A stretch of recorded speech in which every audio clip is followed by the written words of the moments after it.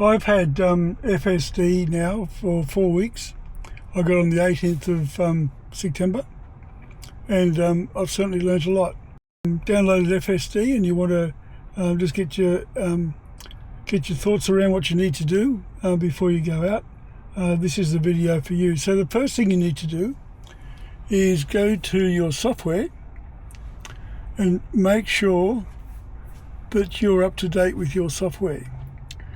And as you see here, it's 16th today, and it's the 16th. So the software's up to date. Now the reason for that is the navigation data is used by FSD to do a lot of the routing.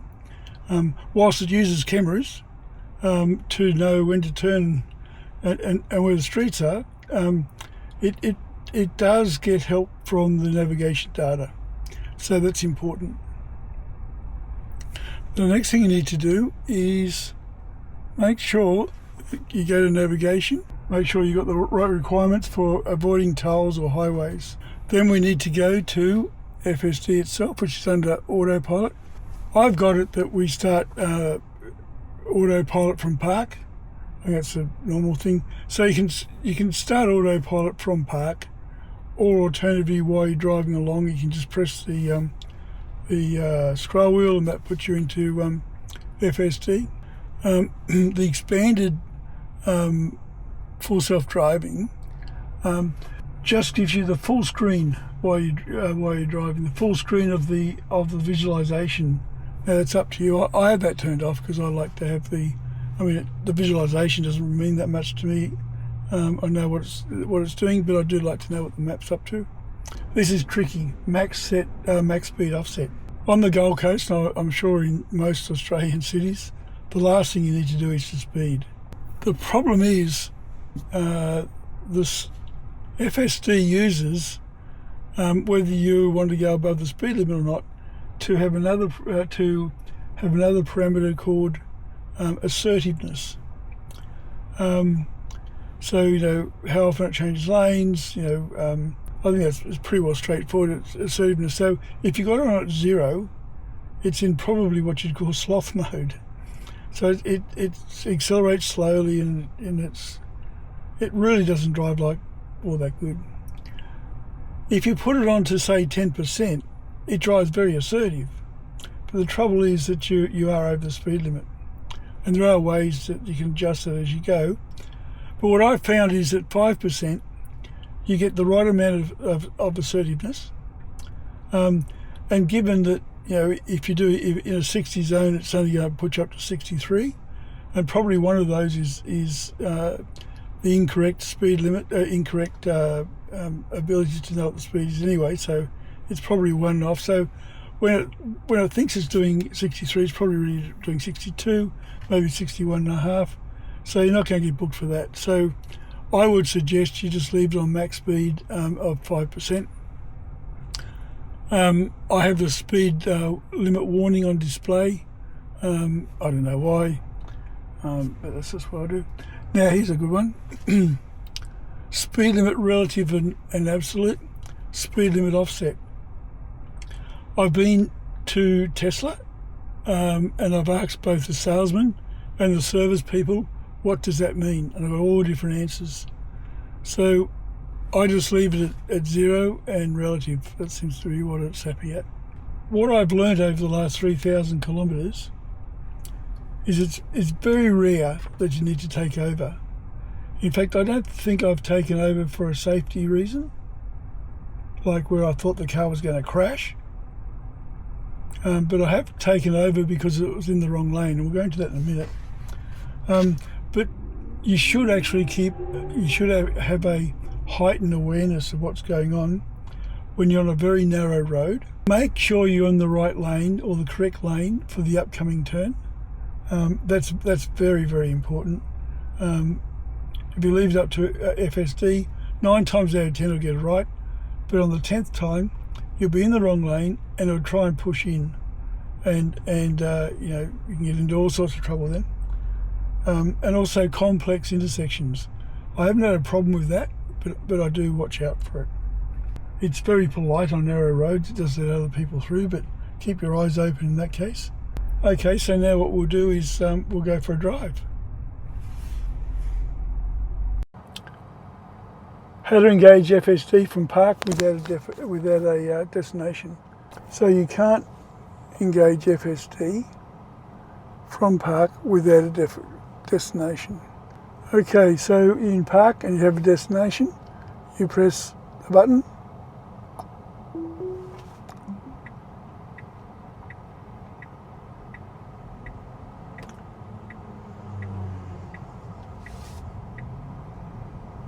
And we're off. So how do you disengage? Well, you can disengage by pressing the scroll wheel, and now we're going to take over. And you can re-engage by pressing the scroll wheel again. Now you don't need to have a destination. You can just press the scroll wheel now, and you've got full self-driving. Now it's going to go wherever it wants to go. So if I put the blinker on, it will now know that I want to turn left.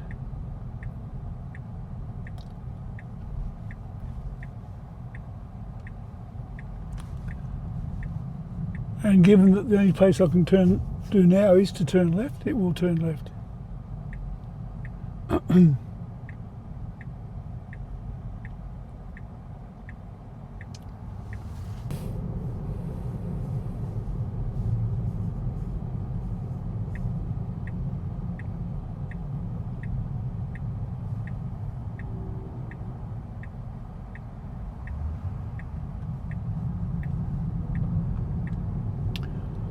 So we're going along on a 3-lane highway and I want to go over to the right-hand lane.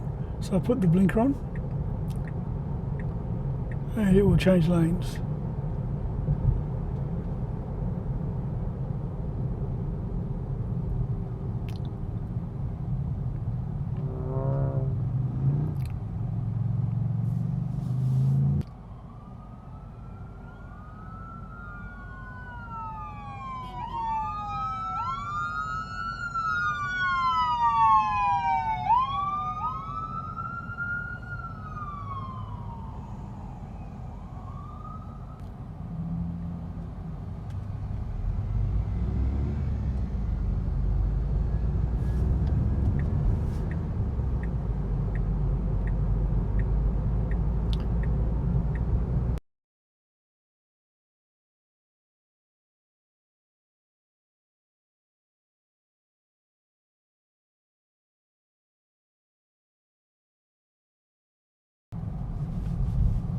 Now you have to be careful in a place like that because if they did start to walk out, the car would stop.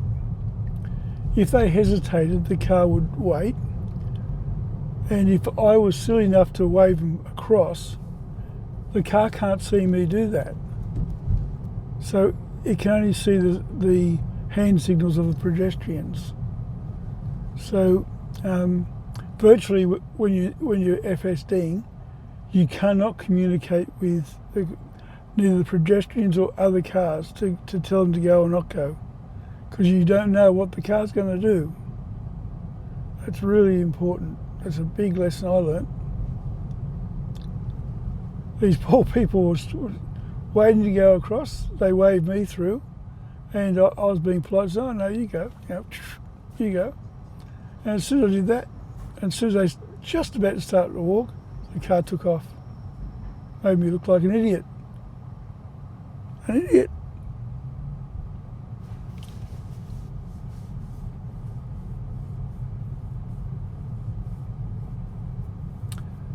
Okay, so how do you know you're on FSD? Well, if you look there, you'll see the little steering wheel in blue. So that's saying that FSD is on.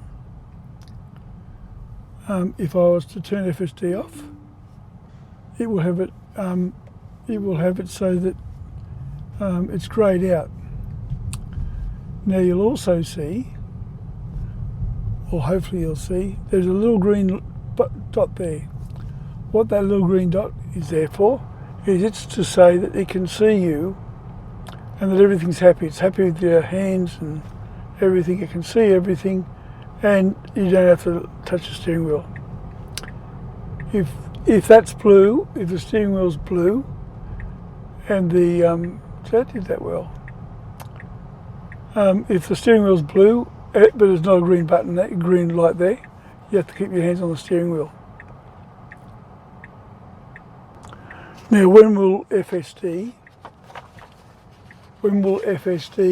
not engage? It won't engage if there's not a suitable driver in the driver's seat. Now, I don't know what they mean by a suitable driver. I assume you've got some heavyweight sitting here. It's not going to do it. If the driver doesn't have his seatbelt on, or her seatbelt on, it won't engage. This is a funny one. If the charge cable is connected, you'd think that, it's obvious. If it's in valet or track mode, and if the cameras are dirty, and if you've got a bike rack on the back of your vehicle, or a trailer, it won't either, because the rear camera is blotted.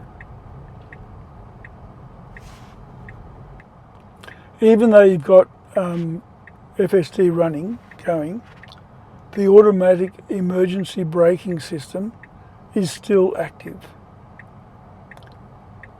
So, in theory, if FSD doesn't stop, the automatic emergency braking system will brake. I don't know how to rely on that, but anyway, that's what it says. Okay, now we're in the wrong lane.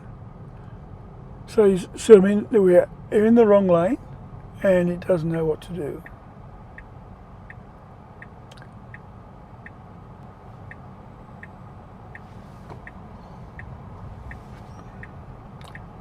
Okay, so it's trying to get across.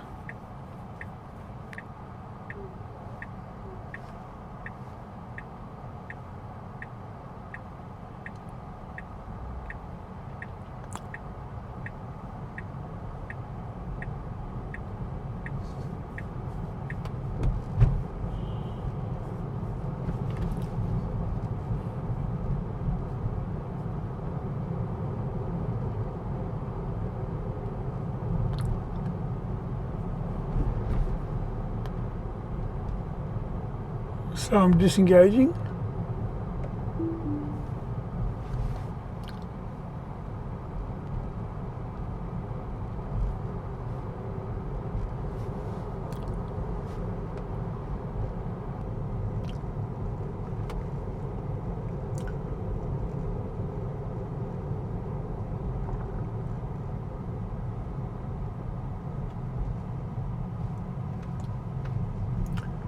Now I'll disengage,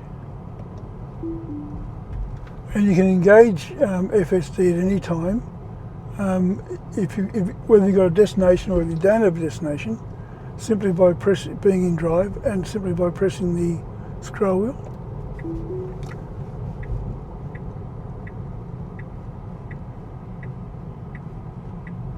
And now it's engaged.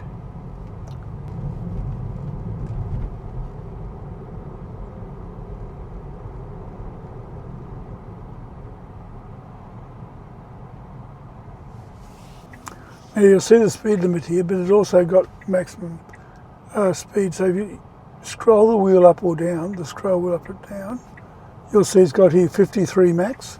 So currently it's at 53 maximum, is the maximum speed it will go.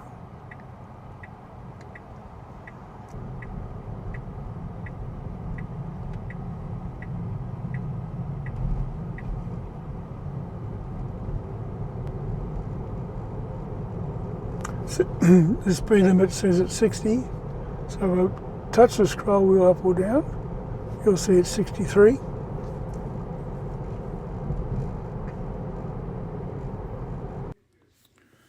Well, that's about it for this video. I hope you, when you get your FSD, or if you have your FSD, that you really enjoy it and get the most out of it. It's an incredible bit of software. I've got to say, it's incredible. But if you enjoy the video and you may be interested in other content around Tesla and around the Gold Coast, please subscribe and ring the bell. Ring the bell is very important, because then you get notified that there is in fact a new video.